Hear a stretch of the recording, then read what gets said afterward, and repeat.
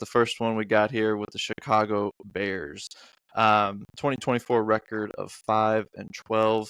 They got Ben Johnson now, Lions offensive coordinator, coming to Chicago to finally give this franchise an offensive-minded coach that could carry this team to multiple playoff runs. That's the dream for Chicago fans right now, and it's all up to Caleb Williams. He's got plenty of weapons now. He's got plenty of protection. They went out and they revamped the offensive line for this team, so he shouldn't be running for his life like he was last year. So it's kind of just up to him now. I almost look at last season for Caleb as a wasted year, really.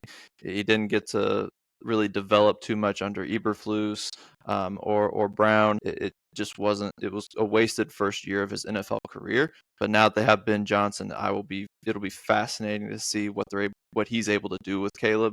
We've seen some cherry picked clips of him in training camp, missing every ball in that little drill. And it's like, okay, we're definitely harping on Caleb Williams just because of who he is and being the number 1 overall draft pick from last year.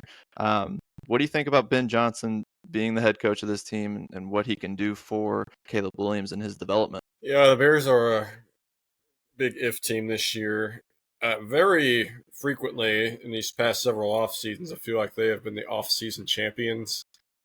Like last year was a great example of that. Like people had them marked in as a post-playoff team, and there really wasn't any indicator at all that was going to happen. And yeah, it obviously didn't happen. They started off somewhat decent, but then they lost 10 of their last 11 games.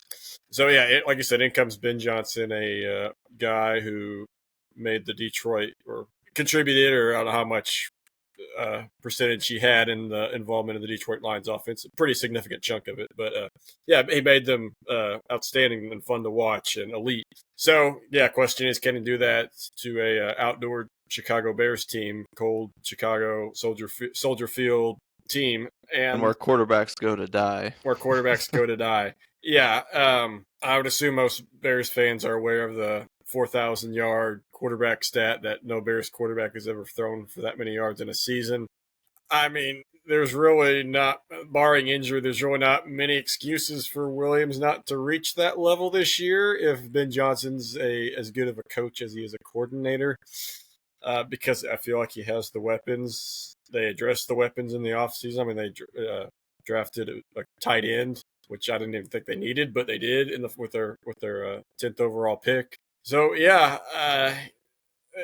there's not many excuses to not have more success in Chicago this year, other than their division is tough, and I do think their strength of schedule is tough too. In fact, every team in the NFC North strength of schedule is very difficult. That is due to because you're playing each other twice, but they also play, as we mentioned last week, they play the NFC East, so that means you're playing the defending champions and Washington, and they also play the AFC North, Baltimore, Cincinnati, and Pittsburgh. Yeah, I mean, Chicago's, on paper, I think they're way better than last year, mostly due to the coach that they have. Yeah, I mean, Ben Johnson already an upgrade over Eberflus, and Ben Johnson hasn't even coached a game yet. But, yeah, like they've been off-season champions many times in the past, and that hasn't resulted in much success. So I'm not going to declare anything bold for them this year yet. And we don't know what kind of identity this team's going to have. We've never seen Ben Johnson in a head coaching role, so he's always been the quiet offensive coordinator that just calls the plays, schemes up these very creative looks on offense. We don't know what he's going to be like as a leader for a whole team. Last year, Caleb, like I said, was running for his life. Despite being sacked 68 times, he still made 17 starts. He's looking to avoid a fifth straight season of, they're looking to avoid a fifth straight season of giving up at least 50 sacks. So the additions of All-Pro guard Joe Thuney, who they got from Kansas City, former Pro Bowl guard Jonah Jackson, and also Drew Dahlman, who PFF graded as the 4th best center in 2024. So they've definitely, like I said, revamped this offensive line. So he should have much better protection than he had last year, because it looked like he was just running for his life. They also, they did lose Keenan Allen um, in the offseason. He was their best receiver, but he cost a little too much for what he actually produced last season. He's getting up there in age. They did pick up Luther Burden III in the draft from Missouri. He gets to now be paired with DJ Moore, so a lot of speed on the outside. So some different looks that they can do, especially with Ben Johnson behind the call sheet. On defense, they ranked fifth in late October until a bunch of crushing defeats and key injuries happened for them.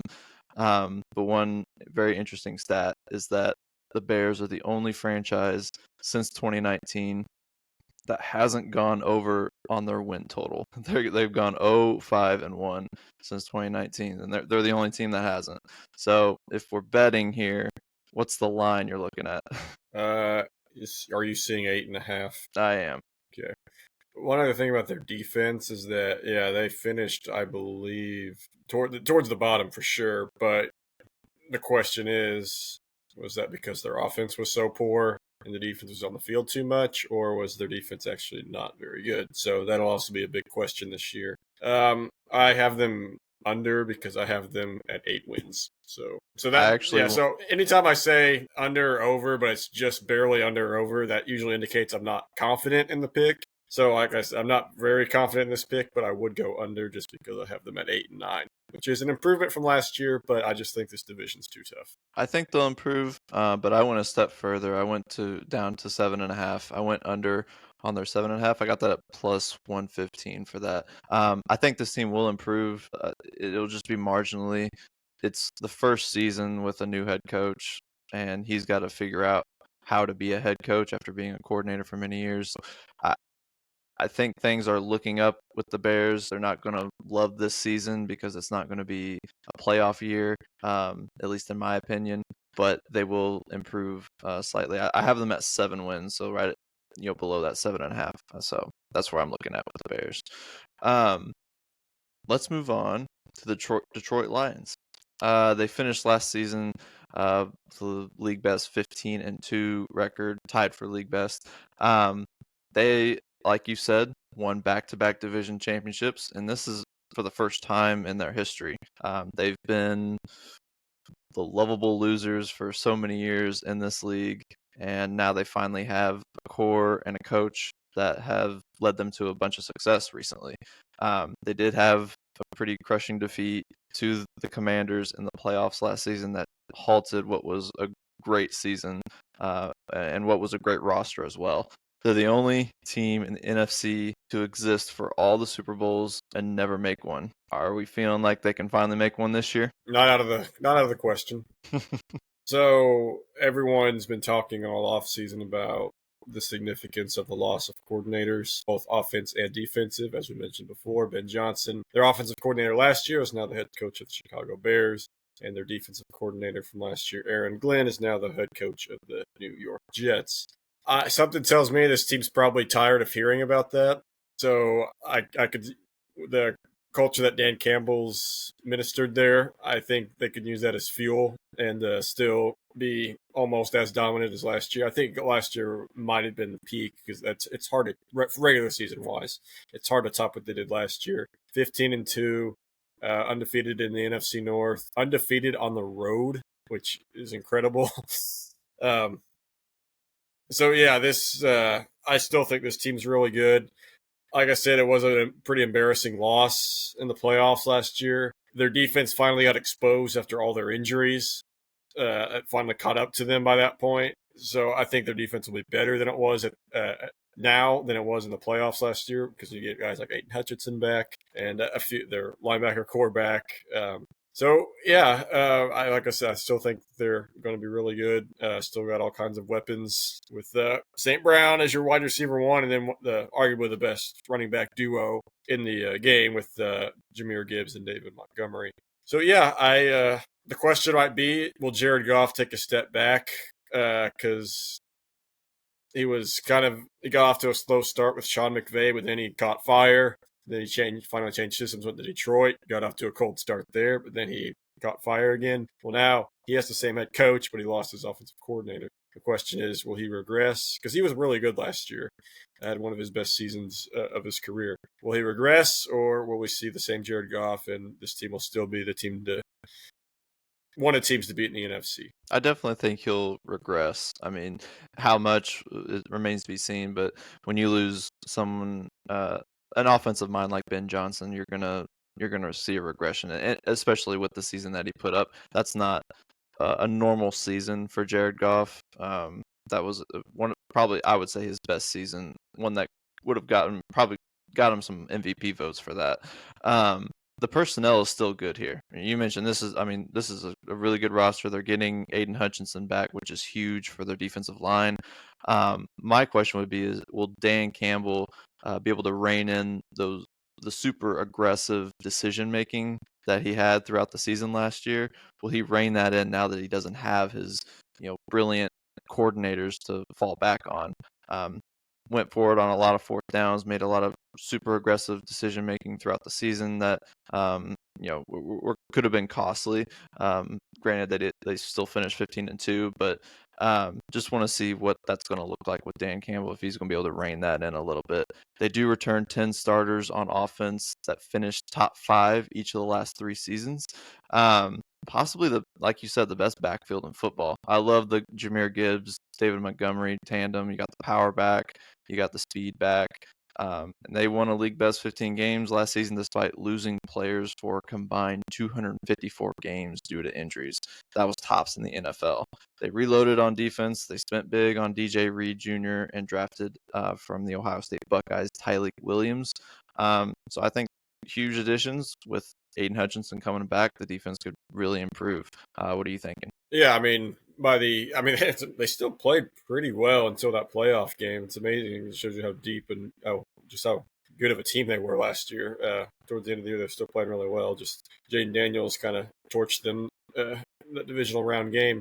So yeah, I mean, they will be better than, like I said, they ended the year last year, which should help them finish the year stronger. We don't know if the defensive coordinator adjustment because I mentioned both coordinators are gone, but more of the focus has been on the offense. Like, okay, is the offense going to regress at all without Ben Johnson? But yeah, not as many people have talked about. Will a new scheme, will it keep the defense at a strong level, or could they see some regression too? I feel more confident in the defense remaining pretty good, assuming no one gets hurt.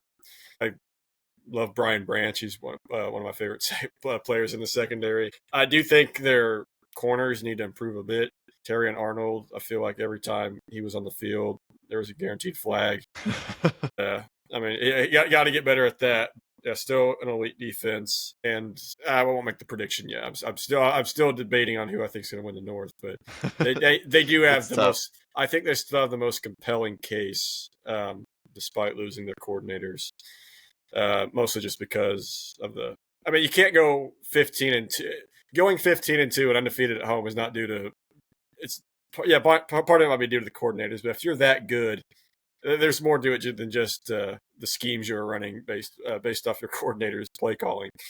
So this team, is still going to be a contender. Yeah, and I think not just losing your offensive and defensive coordinators, but along with them, 5 other assistant coaches in the same offseason went with them. So it's a whole new coaching staff looking like behind Dan Campbell. So it'll be a lot of rah-rah speeches for him to get this team motivated. And like you said, I'm sure they're tired of hearing about their coordinators being gone and that they can't play football now that those guys are gone, which is why for their over-under, I am going with the over. I'm seeing it at 10.5. I don't know where you saw it at, but you're getting plus money on that at 10.5. I don't think they're going to be 5 games worse than they were last year. So yeah, I feel pretty comfortable with the over here. So I mentioned that last year they went undefeated on the road.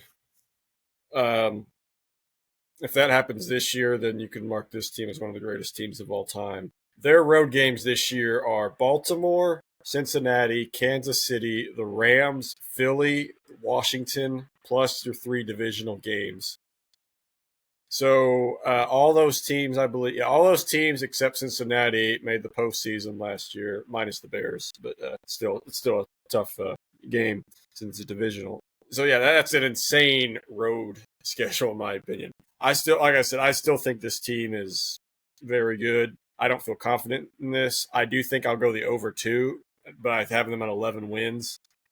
I think this is the perfect line because I see them at 10 to 11 wins, just because of the brutality of their schedule, and just there might be some adjusting early in the year, based off new scheme, and we'll see how that goes. But yeah, we'll see. It's an intriguing team. It'll be an intriguing year for the Lions because they have expectations. Last year was their first year with true expectations, and now they're continuing, and we don't see that very often with the Detroit Lions. So we'll see Right. how it goes. Yeah. It definitely doesn't look like we're going to get 3 teams in the division with double-digit wins. Doesn't seem like it's going to be able to recreate that again. It could be packed in a little bit more closer race for the division, and the teams more hanging around 500 this year.